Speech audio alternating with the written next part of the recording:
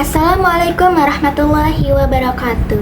Perkenalkan, saya Nisa Zahra Salsabila, mahasiswa Teknologi dan Bisnis Bina Sarana Global dari Fakultas Teknologi Informasi dan Komunikasi, jurusan Sistem Informasi. Di sini saya akan mempresentasikan tugas akhir dari mata kuliah Konsep Data Warehouse dan Data Mining yang berjudul Forecasting menggunakan dataset London Weather. Berikut adalah penjelasannya. Dataset yang saya gunakan adalah London Weather dari Data Kaggle dengan periode pencatatan dari tahun 1979 hingga 2020 atau sekitar 41 tahun. Pada phase pertama yaitu Business Understanding, ada latar belakang yaitu cuaca memiliki dampak yang sangat signifikan pada berbagai sektor mulai dari sektor energi, transportasi, pariwisata hingga mitigasi bencana. Contohnya, saat cuaca sangat dingin, permintaan listrik dan gas untuk pemanas akan melonjak. Saat hujan lebat, transportasi bisa terganggu dan banjir bisa terjadi. Dengan data histori cuaca London selama 41 tahun, kita bisa membuat ramalan cuaca yang akurat. Ini memungkinkan organisasi dan pemerintah bersiap lebih awal terhadap perubahan cuaca ekstrim dan mengoptimalkan operasional mereka. Tujuan bisnis yaitu di sektor energi kita bisa memperkirakan kebutuhan listrik dan gas berdasarkan perkiraan suhu terutama min, tem, dan max tem. Yang kedua, di sektor transportasi kita bisa mengantisipasi gangguan akibat hujan dan tutupan awan tebal. Di sektor pariwisata dan acara outdoor kita bisa menjadwalkan kegiatan outdoor berdasarkan perkiraan radiasi matahari dan suhu. Yang keempat, di sektor mitigasi bencana, kita bisa mendeteksi potensi curah hujan ekstrim untuk peringatan dini banjir. Dan kriteria keberhasilannya yaitu dari sisi bisnis, model harus menghasilkan perkiraan yang dapat diintegrasikan ke sistem operasional dan memberikan nilai ekonomi yang nyata. Dari sisi teknis, nilai RMSE dan MAE harus lebih rendah dari baseline atau prediksi naif. Untuk prediksi hujan ekstrim, precision dan recall minimal 70%. Selain itu, untuk menyesuaikan sesuai soal UAS, target akurasi yang harus capai adalah minimal 80% yang diukur dengan R². Nah, yang keempat, target proyek ini yaitu target utamanya memprediksi mean tem atau suhu rata-rata dan precipitation atau curah hujan. Yang target sekundernya adalah max tem, min tem, dan global radiation. Metode yang saya gunakan adalah time series forecasting dengan algoritma linear regression. Rencana proyek yang saya gunakan adalah CRISP-DM. Saya mengikuti framework CRISP-DM yang terdiri dari 6 fase, yaitu Business Understanding, Data Understanding, Data Preparation, Modeling, Evaluation, dan Deployment. Selanjutnya, kita akan masuk ke phase 2, Data Understanding. Pertama-tama, saya akan mengimport library yang dibutuhkan. Library yang pertama adalah Pandas untuk membaca file CSV, memanipulasi data, dan membersihkan data. Yang kedua adalah NumPy untuk operasi numerik seperti perhitungan matematika dan array. Yang ketiga adalah Matplotlib untuk visualisasi data seperti membuat grafik garis, histogram, dan scatter plot. Yang keempat adalah Seaborn untuk visualisasi yang lebih menarik. Selanjutnya dari scikit-learn, saya mengimport linear regression untuk algoritma modeling, mean squared error, mean absolute error, dan error to score untuk evaluasi, standar scalar untuk menstandarisasi data. Saya juga mengimport warnings dan saya matikan agar tampilan output tetap bersih. Terakhir, saya mengatur style plotting, ukuran figure menjadi 14 x 5 inch, font size 11 menggunakan style weight guard dari Seaborn. Dan saya set random seed 42 agar hasilnya konsisten setiap kali dijalankan. Setelah semua library diimport, saya tampilkan pesan library berhasil diimport sebagai tanda bahwa proses import sudah selesai. Selanjutnya, saya membuat dataset menggunakan Pederate CSV. Saya membaca file London Weather CSV dan menyimpannya ke dalam variabel df. Kemudian, saya memanggil DF untuk menampilkan isi data. Hasilnya melihat ada 15.341 baris dan 10 kolom. Kolom-kolomnya antara lain date, cloud cover, sunshine, global radiation, max time, min time,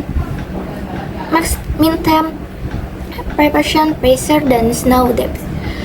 Rentang waktu data ini dari 1979 sampai 2020. Ada beberapa nilai yang hilang atau missing ditandai dengan none. Setelah data berhasil dimuat, langkah selanjutnya yaitu saya menampilkan shape atau ukuran dataset. Lalu saya melihat tipe data dari setiap kolom.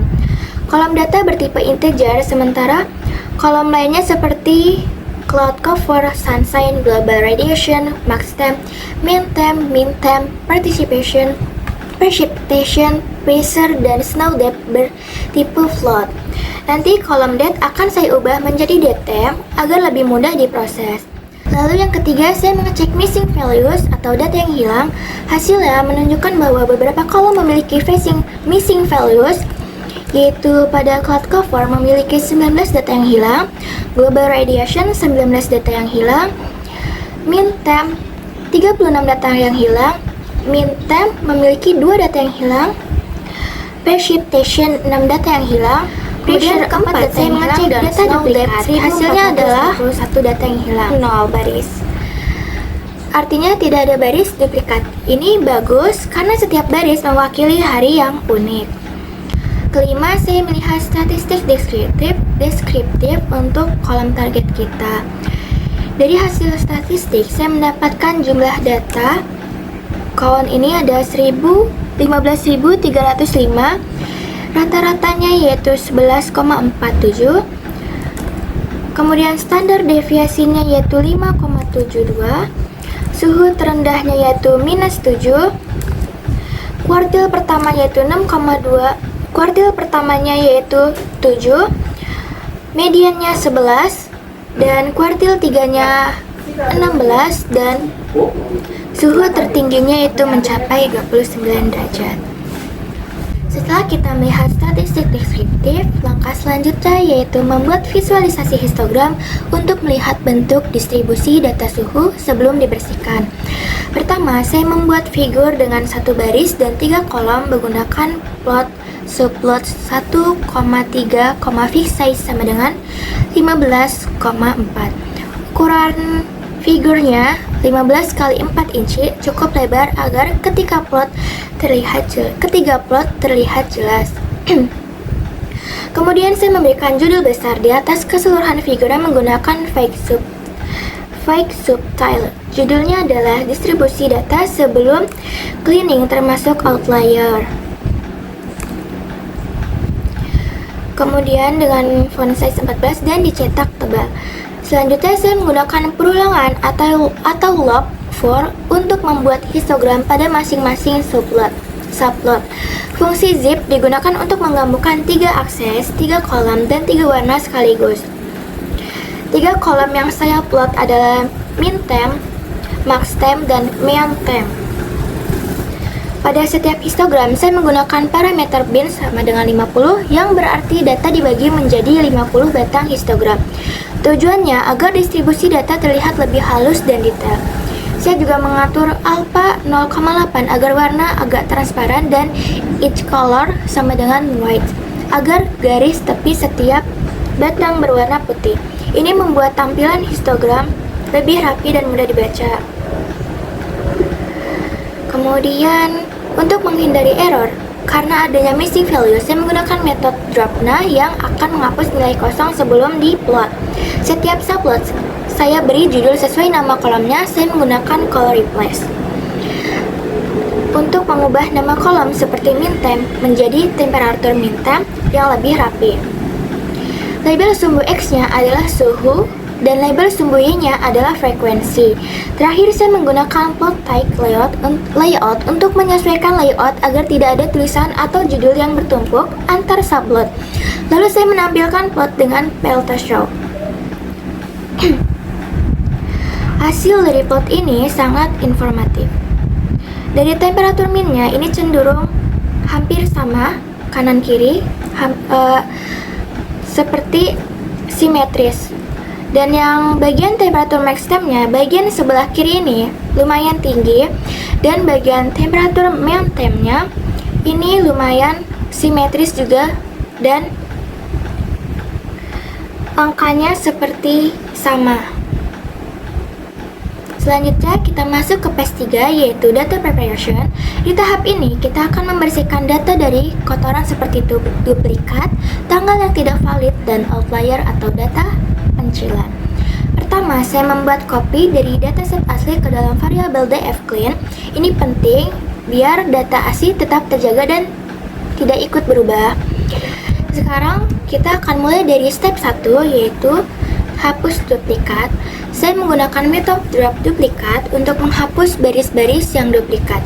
Sebelum menghapus, saya simpan dulu jumlah baris awal ke variabel before.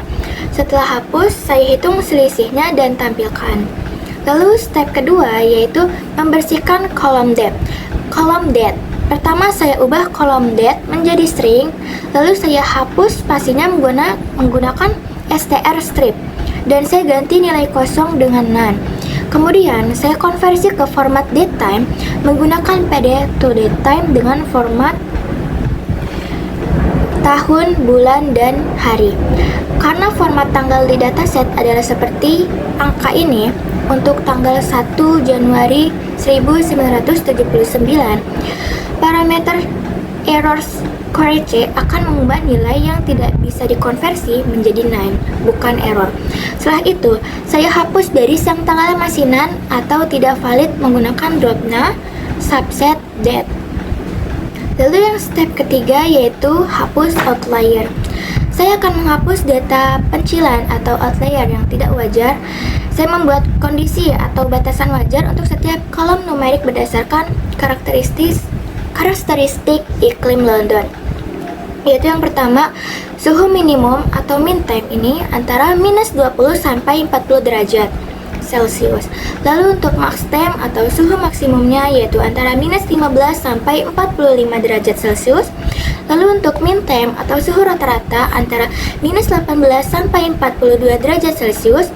Lalu untuk precipitation atau curah hujannya antara 0 sampai 200 mm per hari. Dan pressure atau tekanan udara antara 95.000 sampai 105.000 Pascal. Ini batasan normal untuk tekanan atmosfer. Cloud cover ataupun awan antara 0 sampai 8 oktas. Sunshine atau penyinaran matahari antara 0 sampai 18 jam. Global radiation atau radiasi matahari antara 0 sampai 400 watt. Dan snow depth atau kedalaman salju antara 0 sampai 50 cm. Di sini saya menggunakan operator OR untuk menggabungkan semua kondisi ini. Tanda OR berarti atau, dan saya tambahkan isna agar nilai kosong tidak ikut terhapus. Kemudian saya filter dataset hanya untuk baris-baris yang memenuhi semua kondisi tersebut. Terakhir saya urutkan data berdasarkan tanggal menggunakan sort values date. Ini penting untuk analisis time series karena urutan waktu harus berurutan dari masa lalu ke masa depan.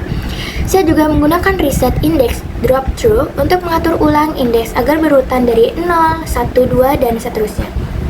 Dan hasil terlihat di sini yaitu missing values sebelum imputasi yaitu min time ada 2, max time ada 6 data yang hilang, min time 36 data yang hilang, precipitation 6 data yang hilang, pressure 4 data yang hilang, cloud cover 19 data yang hilang, sunshine tidak ada, global radiation 19 data yang hilang, dan snow depth 1441 data yang hilang. Dan kemudian di sini sudah diisi untuk menyamakan datanya. Dan di sini hasilnya yaitu step 5 imputasi selesai. Rentang tanggal sudah diurutkan dari 1979, tanggal 1 bulan Januari, dan 2020 bulan Desember tanggal 31. Setelah data bersih dari missing value, sekarang kita masuk ke step 6 yaitu feature engineering. Fitur engineering yaitu proses membuat fitur-fitur dari data yang sudah ada, yaitu nantinya kita akan membantu model dalam memahami flow data, terutama untuk data time series seperti cuaca. Saya membuat 4 fitur baru berdasarkan kolom tanggal. Fitur pertama yaitu day of year atau data harian. Terus fitur yang kedua adalah month atau bulan. Fitur yang ketiga year atau tahun. Dan fitur keempat T-index atau time index. Dengan keempat fitur ini, model akan lebih mudah memahami pola musiman dan tren jangka panjang dari cuaca London. Setelah fitur engineering selesai, data kita sekarang memiliki kolom tambahan yang akan sangat berguna saat proses modeling nanti. Kemudian di step akhir, kita akan melakukan fitur engineering dan menambahkan fitur-fitur baru dan kemungkinan muncul missing values yang baru, terutama di awal dan akhir, karena proses pembuatan like features nantinya. Oleh karena itu, di step akhir ini, kita menghapus sisi missing values yang mungkin masih ada. Pertama, saya catat dulu jumlah baris sebelum menghapus menggunakan len df clean dan simpan ke variabel before. Kemudian, saya gunakan dropna untuk menghapus semua baris yang masih memiliki nilai none atau kosong di kolom manapun. Setelah itu, saya gunakan reset index drop through untuk mengatur ulang indeks agar berurutan kembali dari 0, 1, 2, dan seterusnya. Lalu saya hitung selisih antar baris sebelum dan sesudah penghapusan dan tampilkan hasilnya. Lalu hasilnya yaitu di step akhir 0 baris yang dihapus, dan step akhir setelah cleaning yaitu 15.341 dan 14 kolom. Review data bersih yaitu 5 baris pertama ini tampilannya. Setelah data selesai dibersihkan, saya melakukan visualisasi time series untuk melihat pola data dari waktu ke waktu. Saya membuat figur dengan 2 baris dan 1 kolom ukuran 15 x 8 inci. Plot 1 yaitu seluruh data dari 1979 sampai 2020. Pada plot pertama, saya menampilkan seluruh data suhu minimum dari tahun awal ke tahun akhir. Saya menggunakan baris berwarna steel blue atau biru baja dengan ketebalan 0,5 agar tidak terlalu tebal dan alpha 0,8 agar tidak transparan. Sumbu X adalah tanggal dan sumbu Y-nya adalah suhu minimum dalam derajat Celcius. Saya beri judul Daily Minimum Temperature 1979 sampai 2020. Pada plot 2, saya melakukan zoom dengan hanya menampilkan 1 tahun saja, yaitu pada tahun 1981. Saya filter dan menggunakan df clean date year 1981 dan simpan ke variabel df1 year. Saya menggunakan garis berwarna dark orange atau oranye gelap dengan ketebalan 1,5. Terakhir, saya menggunakan tag layout untuk merapikan layout dan filter show untuk menampilkan plotnya. Dan pada visualisasi ini ditampilkan hasil dari time series tersebut. Yang di atas ini adalah dari tahun awal dan tahun akhir, dan tahun yang visualisasi yang kedua ini adalah tahun 1981, yaitu yang pola sesional. Kemudian saya akan melakukan analisis korelasi untuk melihat hubungan antara fitur-fitur yang ada dengan target kita, yaitu mean time atau suhu rata-rata. Pertama, saya menentukan kolom-kolom mana saja yang akan dianalisis korelasinya. Kolom-kolom tersebut yaitu meliputi mean time, max time, mean time, precipitation, pressure, cloud cover, sunshine, global radiation, snow depth, day of year, moon year, dan T-index. Kemudian saya menghitung matriks korelasi Pearson menggunakan CORE. Metode Pearson mengukur seberapa kuat hubungan linear antara dua variabel dengan rentang nilai dari min 1 sampai 1. Nilai 1 berarti korelasi positif sempurna, nilai min 1 berarti korelasi negatif sempurna, dan nilai 0 berarti tidak ada korelasi. Saya mengambil kolom mean time sebagai target, lalu mengurutkannya dari yang paling berkorelasi tinggi ke rendah menggunakan sort values ascending false. Hasil korelasi terhadap mean time ditampilkan dalam bentuk tabel dengan pembulatan 4 angka di belakang koma. Dari heatmap ini, saya bisa melihat bahwa korelasi antara max time dan min time dengan mean time sangat tinggi seperti yang sudah kita lihat. Ada korelasi positif antara global radiation dan sunshine, dan ada korelasi negatif antara cloud cover dengan sunshine dan global radiation.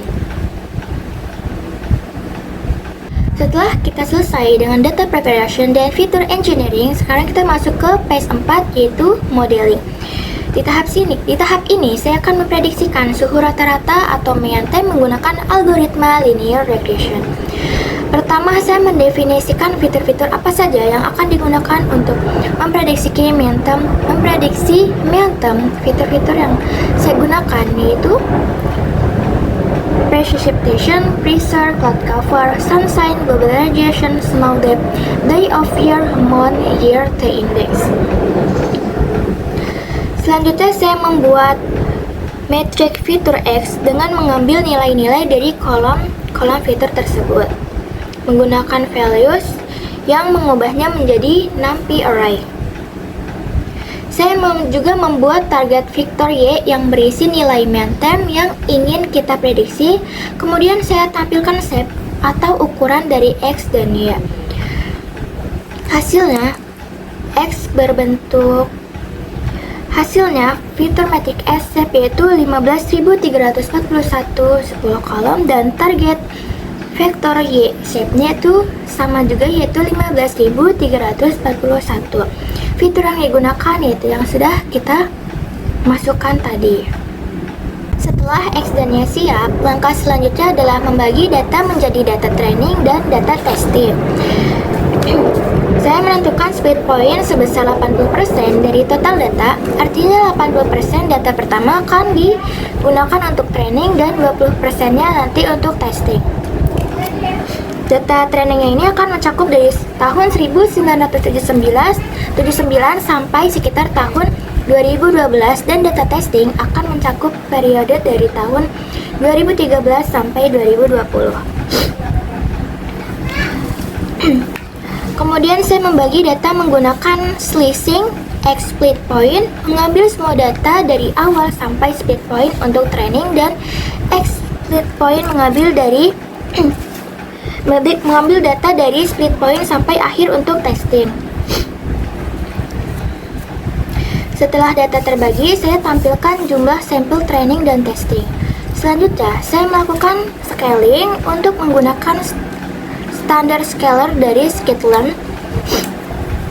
Karena fitur-fitur kita ini memiliki satuan yang berbeda, ada yang dalam derajat Celcius, ada yang milimeter, ada yang PA, dan ada yang jam, lain-lain.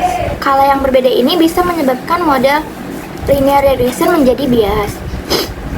Nah, standar scalar ini akan mengubah semua fitur sehingga memiliki rata-rata 0 dan standar deviasi 1.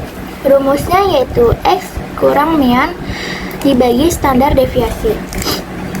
Saya latih scalarnya hanya pada data training menggunakan fit transform, lalu transformasi data testing menggunakan transform, agar tidak bocor informasi dari data testing ke data training.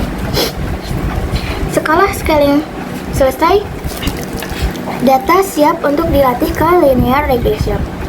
Di sini terlihat training setnya yaitu 12.272 sampel, dan testing setnya yaitu 3.069 sampel.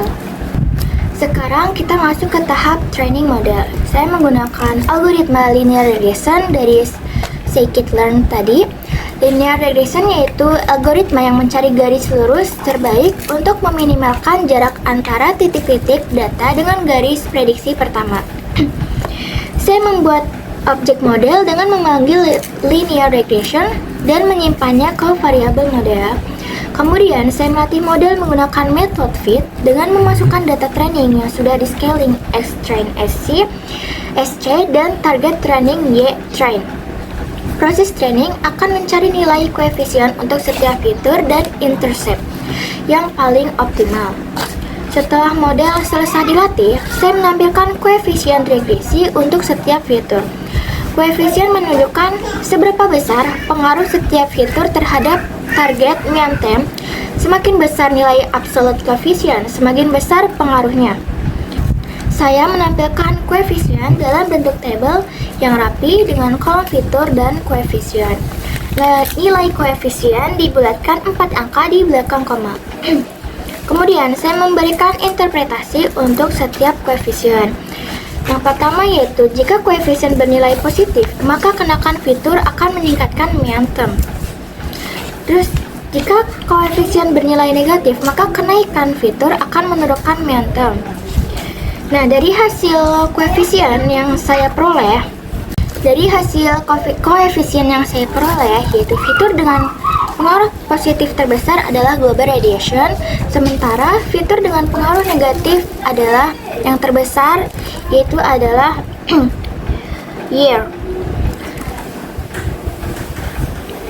Dengan melihat koefisien-koefisien ini, kita bisa memahami faktor apa aja yang paling mempengaruhi suhu di London.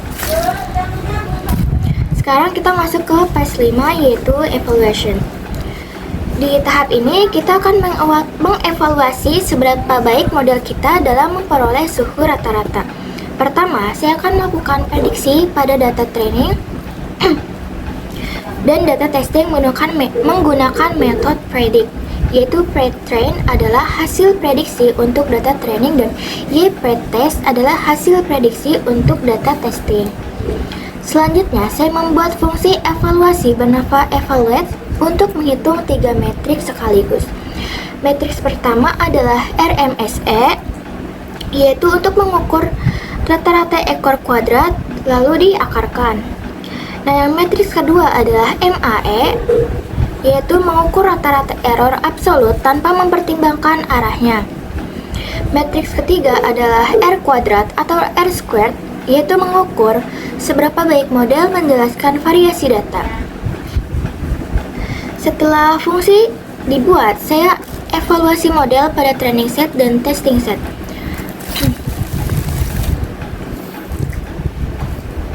Nah, hasil training setnya ini yaitu RMSE, yaitu di angka 3,5 derajat Celcius, MAE di angka 2,8 derajat Celcius, dan R kuadrat berada di 62,4%. Dan yang testing setnya yaitu RMSE berada di 4,1 derajat Celcius, MAE berada di 3,0 derajat Celcius, dan R squared berada di 47,6%. Evaluasi targetnya yaitu belum tercapai. Sarannya adalah tambah fitur engineering atau like feature rolling mean. Di sini saya akan membuat visualisasi prediksi versus aktual. Saya membuat figur dengan 2 subplot secara vertikal ukuran 15 x 8 inci. Yaitu plot pertama time series aktual versus prediksi. Pada plot pertama, saya menampilkan perbandingan antara data aktual dan prediksi dalam bentuk time series atau deret waktu. Saya mengubah date test menjadi format datetime agar sumbu X tampil rapi. Data aktual saya gambarkan dengan garis berwarna navy dengan ketebalan 1,2. Data prediksi saya gambarkan dengan garis putus-putus berwarna tomat atau merah oranye. Saya beri judul aktual versus prediksi linear regression test set. Lalu yang di plot kedua, saya menampilkan scatter plot atau sebaran titik-titik antara nilai aktual dan prediksi. Sumbu X adalah nilai aktual dan sumbu Y-nya adalah nilai prediksi. Setiap titik mewakili satu hari. Semakin dekat titik-titik ke garis merah, semakin baik model kita. Saya menggambarkan titik-titik dengan warna steel blue, alpha 0,4 agar transparan, dan ukuran titik yaitu 10. Saya menambahkan garis ideal berwarna merah putus-putus dengan ketebalan 2. Lalu Untuk judul plot ini saya buat dinamis dengan menampilkan nilai R squared, misalkan scatter aktual versus prediksi R squared-nya sekian. Label sumbu X adalah aktual dan label sumbu Y-nya adalah prediksi. Dari plot ini kita bisa melihat bahwa garis prediksi merah hampir terhimpit dengan garis aktual yang biru. Ini menunjukkan bahwa model kita cukup akurat untuk memprediksi suhu rata-rata dari tahun 2013 sampai 2020. Nah, lalu yang plot scatter ini kita bisa melihat bahwa titik-titik cenderung mengikuti garis merah ideal. Ini membuktikan bahwa model linear regression bekerja dengan baik. Oke, mungkin sekian yang bisa saya presentasikan pada proyek ini. Wassalamualaikum warahmatullahi wabarakatuh.